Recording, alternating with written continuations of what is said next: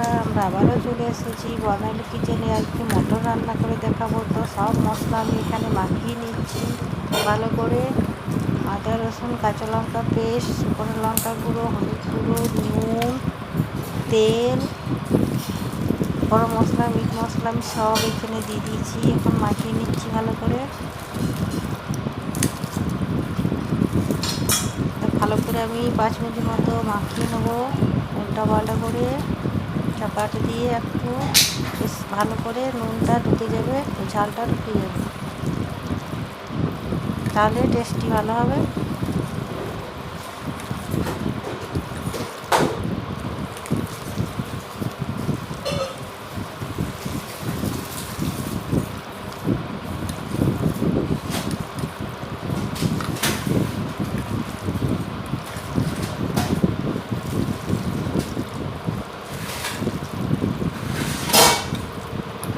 আমরা বেশিরভাগ বলে থাকি এটা খাসির মাংস। এখন আমি কড়াই বসিয়ে দিয়েছি, কড়াইয়ে তেল দিয়ে দেবো।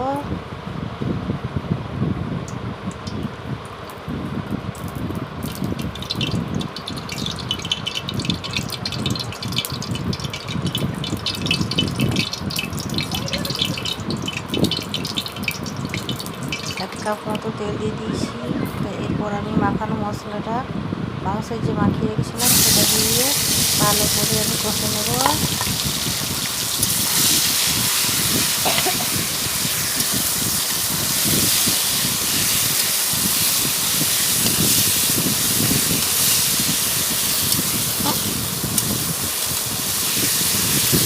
সব তরকারি মিশিয়ে নিয়েছিলাম।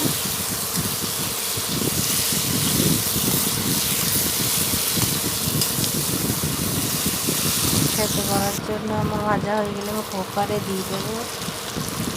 দুটো সিটি, তাতে ভালো সেদ্ধ হয়ে যাবে এবং খেতেও ভালো লাগবে। শক্ত মাংস অনেকেই খেতে পারে না।